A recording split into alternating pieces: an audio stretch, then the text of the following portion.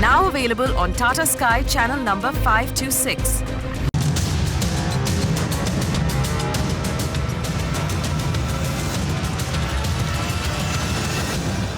Hello and welcome to the news on Magic Bricks Now, India's first property channel.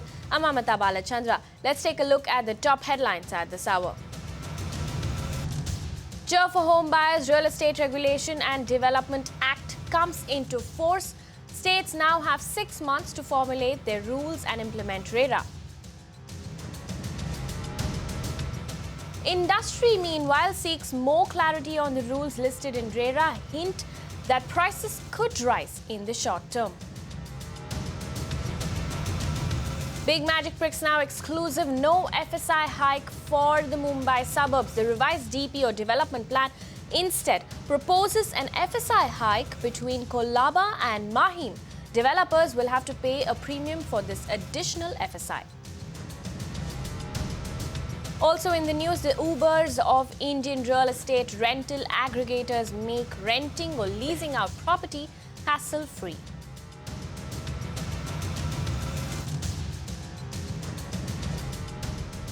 Straight up to our top story, the Real Estate Regulation and Development Bill has now become an act. Centre has notified 69 out of the 92 sections in the Act, and these sections will now empower states to set up their respective regulators, appellate tribunal and an adjudicating officer. Now, all states have been given 6 months to do so, which means a year from today, every home buyer will have a regulator to look out for them. My colleague Deepa Rana gets us more about this game-changing law. The real estate regulator has finally been notified on May 1, 2016. Now, 69 out of the 92 sections have been notified. What we hear is that soon the regulator is going to be set up within a period of 6 months, and then each state is going to set up an appellate tribunal in their respective states within a period of 1 year, which means they're going to set up a tribunal by April 30, 2017. Also, once the tribunals are set up, they are going to resolve disputes between the developers and the buyers within a period of 60 days, which is going to fast track the issues and the complaints between the developers and the home buyers. Also, the Housing Secretary is going to serve as an interim head of the regulator, and the Housing Secretary is also the Housing Ministry is also working on 22 other sections like the registrations and the penalties, as well as the responsibilities and duties of the developers and the home buyers. So the Real Estate Regulatory Bill, which was long pending and has finally become a law now after 8 long years of struggle, is going to finally bring in more parity into the real estate sector. Now, Deepa also caught up with Naveen Raheja, Chairman and MD Raheja Developers, and asked him how the implementation of RERA will help home buyers and if RERA will have any impact on errant developers. This is a good step. This was long pending since last over 10 years from the time the discussion started on RERA. And since now it has seen the light of the day from today, I think it's a good day and good for customers. Maybe good for some of the developers who really mean business. The state governments are supposed to make this regulatory body, they are supposed to report to the regulatory body within a period of 6 months to 1 year. And some of the buyers are also saying that the existing projects should be included into the real estate bill. Now, that's a state subject. So what do you think should be done? See, one thing is there, this bill has not been fully notified today. Some of the sections are left out. The main sections which have been notified is actually to match up with the time gap. So right now it is for formation of authority within 6 months and formation of all the rules, etc., and putting the system in place, putting the infrastructure in place, and also putting the appellate tribunal also. What would you want to say to the errant builders? Lots of complaints, in particularly the Delhi NCR region, buyers are protesting over and over again in terms of delays. And later on, what do you think that the buyers, to the home buyers, what would you want to say? See, till about 6 years ago, the projects all over India were getting delivered on time. Everything was in place. Everyone was happy with real estate. What went wrong that even the best of the developers are not able to deliver projects on time, and nobody is able to complete projects. Infrastructure is not in place. Just tightening the noose around developers, is it going to deliver projects? No. The issues are much larger. All right, to get the industry's perspective, of course, we also caught up with Om Ahuja, CEO, Residential Brigade Group, earlier today and asked him how prepared the industry was on this move and what impact this act would have. Listen in. It's a great initiative, I would say, the NDA government has taken in terms of building a lot of confidence into the industry. This industry, in the current state of affairs, would have continued, but there was lack of confidence not only from the buyer, but also lack of confidence from the investor, as well as the FDI investor who was looking at this industry as a growth industry. With this bill, I guess there will be a lot of confidence for people who are looking to buy a home and not get cheated from developers who basically take them for a ride. And this is a great initiative not only for home buyers but also for the industry to raise more funds and get more FDI investments. There are a lot of developers in southern part of India are fully compliant on the RERA norms when it comes to basically implementation. This was not happening in some parts of India, but southern India, there are a lot of compliant developers and a lot of reputed developers who will see the growth happening much more faster. The timelines what come in are respected, and in specifically in cities like Bangalore or Chennai or Hyderabad, the timelines what are mentioned, they were happening from the reputed developers already.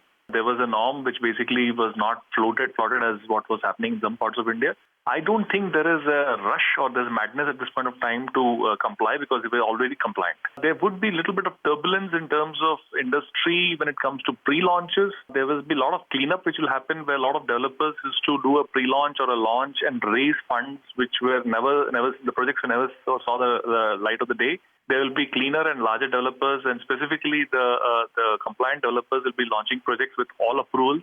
And that's a very good thing for a home buyer because a lot of home buyers were cheated on this front. Keeping in mind that temporary turbulence will primarily be with regard to there will be lesser number of new launches, lesser number of compliant developers. So there will be only few players in the market. Stronger will get stronger, and that will basically be good for the industry in the long term. In the short term, yes, there would be not too many new project launches, and that will lead to a little bit of surge in prices. We also caught up with some Mumbaikars and asked them what they think of RERA and whether RERA will help improve their home buying experience. Listen in. I think it's a good move by the government. I think the buyers should be compensated for the delays and other things because I see a lot of delay happening, especially in Mumbai with respect to builders. And also in the handing over of the society, there's a huge delay in that also.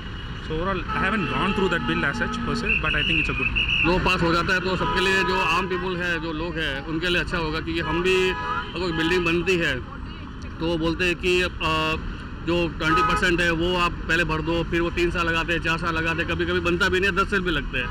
तो क्या हमारा पैसा तो उसमें लगा ही हुआ ही है। हम फिर बिल्डर के लोग हैं वहाँ ऑफिस में जाके चक्कर लगाते हैं कि भाई कभी बनेगा, क्या होगा। इससे क्या है कि हमारे नुकसान है। हम तो जानते हैं कि हमारे सपनों का हमने घर लिया हुआ है अपना खुद का, कभी बनेगा कभी उसके चक्कर में हमारा 10 साल निकल जाता है। अगर ये लो बनता है तो जो आम जनता होती है उनके लिए बेटर है। There was a lot of fraud going on, and this regulatory body will help out to all the people. This is very helpful to all the people. Fraud will not be there at all. This will be regulated by the body if it comes into the picture.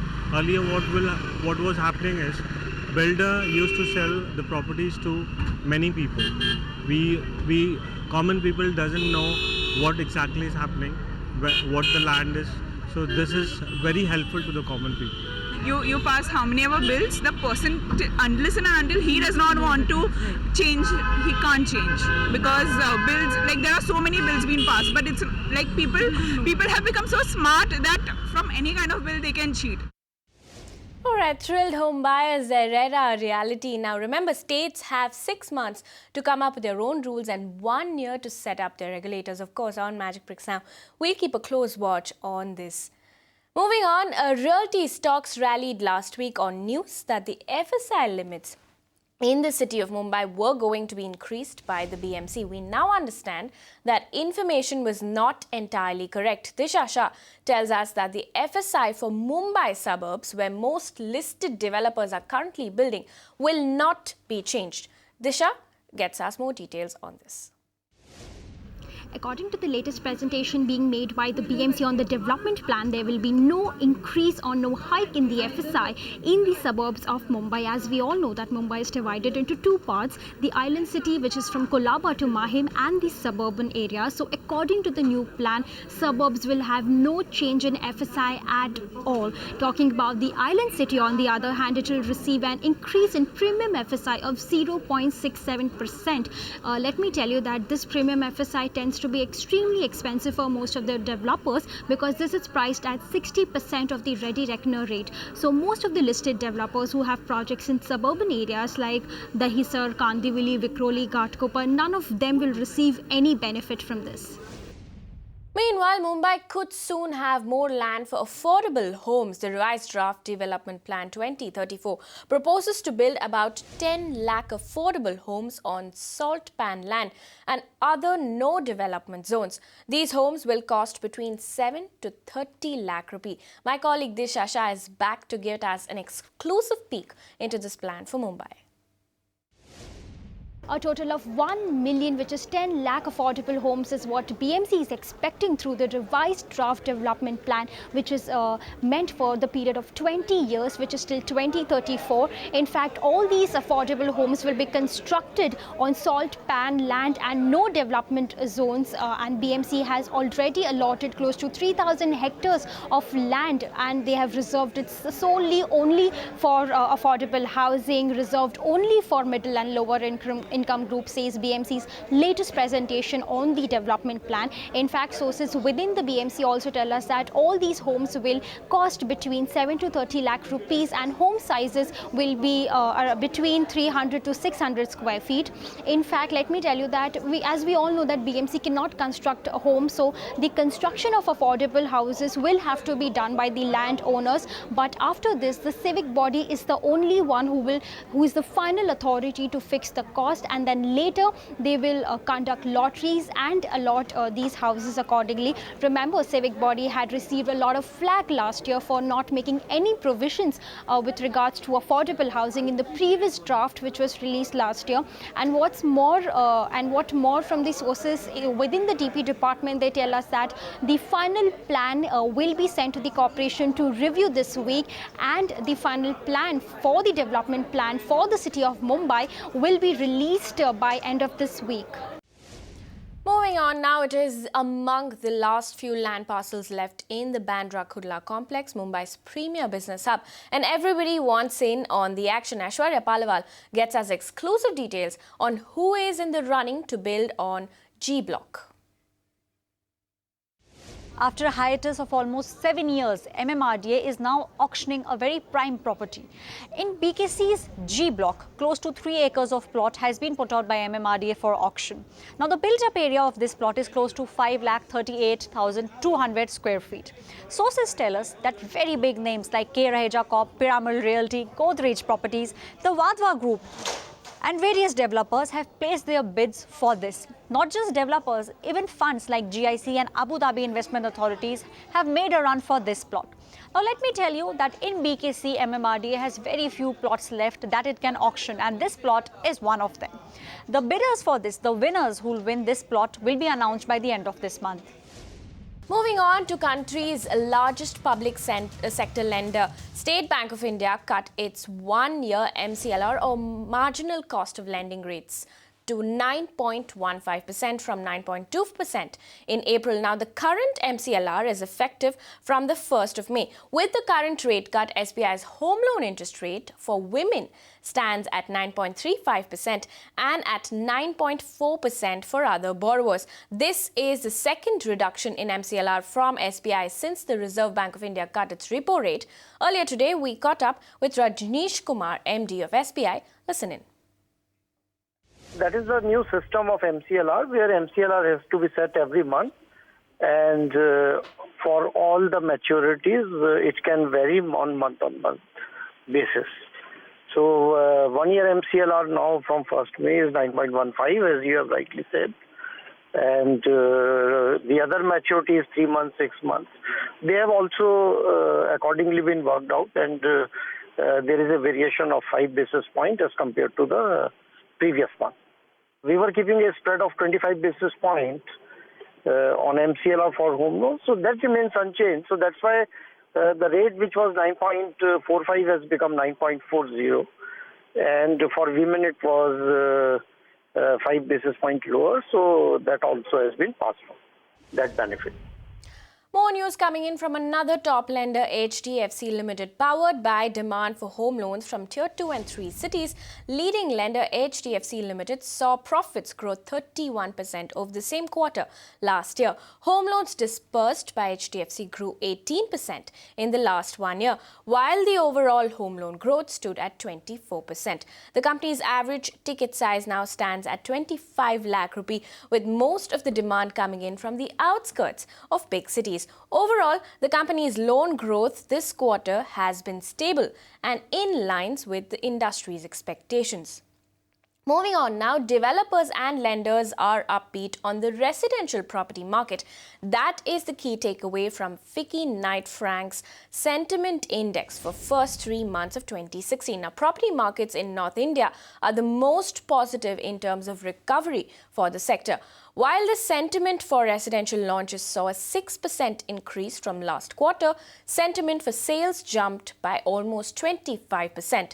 The benefits provided to buyers in the Union Budget 2016 are also expected to push demand further. Less launches and focus on completing existing projects also raised the buyer sentiment for this quarter. Let's also quickly take a look at what else is making news in the property market. Godrej Properties has bought the remaining 49% stake in Happy High Rises from Carelites Traders. The company already holds 51% of the stake in Happy High Rises.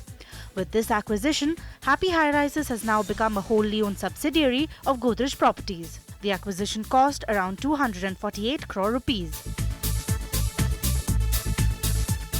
Financial services company Nisus Finance has closed a deal of around 30 crore rupees by investing in Sri Ram Land Development's affordable housing project. The project is based in Anekal Nagar near Electronic City in Bengaluru. The project is spread over 1 million square feet and consists of residential plots and affordable apartments. The project, named Sri Ram Hamsadwani, includes plotted developments and affordable housing development. The Pune Municipal Corporation plans to offer 5% discount in development charges for using recycled building materials supplied by the civic body. The civic body is planning to develop a plant to reuse construction waste in order to produce materials like bricks, flower pots, decorative objects and murals. The civic administration is also planning to start a debris collection system within a month. The civic body will appoint an agency for the collection of unused material and debris from citizens' doorsteps. This decision comes after the Environment Ministry notified Construction and Demolition Waste Management Rules 2016. Meanwhile, here's an interesting trend. Renting a home or leasing one could soon be as simple as moving into a hotel room. Suesha Sawant checks out the emerging business of rental aggregators who call themselves the Ubers of real estate.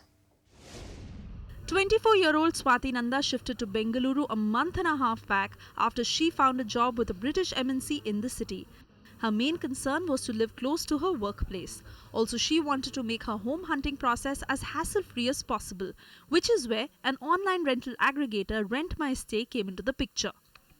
I called the person, they came, they told me, no, these are the things, this much you have to pay, and I just, they told that you come next day, you give the advance, and they hand over me the keys. That's the great thing. No tension of landlord, broker or everything like that. Not just a home, Rent My Stay provided Swati with a house furnished with a TV, sofa, bed, cupboards, washing machine, fridge and a Wi-Fi connection. Like Rent My Stay, a number of rental aggregators like nestaway.com, grabhouse.com, homers.in, zenify.in have recently hit the market, catering largely to young professionals aged between 20 to 40 years. These portals help both the lessor and the lessee strike a better deal without actually meeting each other. The landlords benefit from higher rentals without having to screen the tenants themselves. Tenants are saved the hassle of dealing with brokers, landlords and housing societies. The platform verifies the owner and tenant's account to ensure security and safety at both ends. All both the parties need to do is sign an agreement with the website. They will give me in one short payment. Otherwise, if I give to other this thing, we have got 10 portions in my building. So all the 10 tenants I can't find in one time. So the tenant may come in first week, or it may come take 10 days. What's more, it's not necessary for the tenant to sign an 11-month lease. They could also rent it out for a few months. However, stellar service comes at a price. Such homes are usually let out at 10% higher than the lease prevalent in the market. You always have the option that once you move in, if you don't like the property, you can move to one of our other homes within our network. Plus, even if that also doesn't satisfy you, there is always a certain number of days within which you can cancel your booking and claim your full money back. So this gives you a flexibility of booking it completely hassle-free. So we want to make the whole renting process as simple as just checking into a hotel. The landlords can typically opt for two models. One is pre-property management, where the landlord needs to pay nothing upfront. They receive rentals as per the market value. In case they wish to get higher rentals, then they could opt for the revenue sharing model, where the rental aggregator will charge close to 12% from the landlord and pitch the house accordingly to consumers. This is Suesha Sawant for Magic Bricks Now. Shifting focus to interiors, now in this week's episode of the Interior Show, Aditi Singh visits the 100-year-old Bombay store, which was a part of the Swadeshi movement. Take a look at her conversation with Bombay store's president, Bejan Bharaucha. We want the customers to come in not thinking that the handicrafts are going to be something which their grandparents had, that they have seen over the period of time. But the handicrafts have also changed over a period of time and become more modernistic, contemporary, more colorful, and more something which you would like to have in your house. True. This is one of the traditional art forms. It's called Buster art. Okay. It is similar to brass, but however, the way this is made is so different, is that the mold, once it is made, gets destroyed once the product is ready, so that you can never have two pieces which are exactly identical and the same. Now this piece is called Ram Darbar. It is Ram, Lakshman, Sita, Hanuman being taken for a ride by Hanuman on an elephant. So this is something which you can have in your house and can be passed on for generations. It will be like a conversation piece in your house when you put it somewhere. Everybody is going to come and ask you, where did you get this from? And it is not something which will be easily available. True. And what is the price of this? The price of this product is 56,000. Okay. Like the piece over there, you will find a similar piece which will weigh 3 kilos, or some front product may weigh 5 kilos. But the cost, it will be exactly identical, exact size, but because of the weight, the price will differ. Okay. And how about the price range of the brass artifacts that you offer? We have brass artifacts which start from around 350 rupees, and then we have murtis which are around 3 feet, 4 feet, going into 1.5 lakhs, 2 lakhs. And right across me, I see those colorful pots. What are they made of? They are made out of terracotta, which is basically mud, and then they are painted with Warli art. The designs on them are Warli paintings. Which is Warli, famous which is from in Maharashtra. Then we have vases there, then we have paperweights, then we have little oil lamps, and we have tea light holders. They are all made out of terracotta. This is something you can paint in whatever color you want, and it is waterproof paint, so you can put water also and put your flowers inside. So it is a multi-purpose. You can use it like a decorative piece, or you can use it as a piece to put your flowers in. Yeah. And from the vases to the paperweights, how does the price range vary? I think they start from 250 rupees and go up to around 800 rupees. So 250 is for the paperweight. For the paperweights, right. Okay. And another interesting way of curating artifacts here is through the frames, the painting frames. We call them wall art. We don't call them paintings, we call them wall art. Okay. The first lot, which is the Dokra frames. There's Dokra art framed. Okay. So that you can put it on the wall. It's similar to this kind of product, but it is on a frame, which is actually one of the fastest selling products, and a lot of foreigners know about this art. So they come in specifically asking for the Dokra art frames. Dokra art. The inside material, which is the Dokra, comes from Orissa. The framing gets done in Nathdwara. We have vendors in Nathdwara who do the framing. We have vendors in Bombay who do the framing.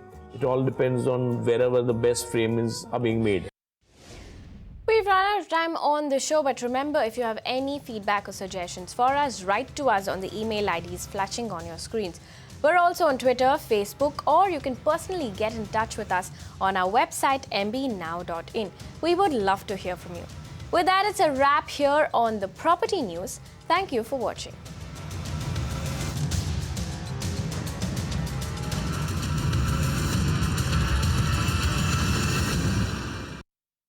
You can watch live TV on our website mbnow.in. Find us on Facebook at facebook.com/magicbricksnow. And don't forget to click the like button. You can also follow us on Twitter at magicbricksnow. To stay updated with all our programming, hit the subscribe button on our YouTube channel by logging on to youtube.com/magicbricksnow.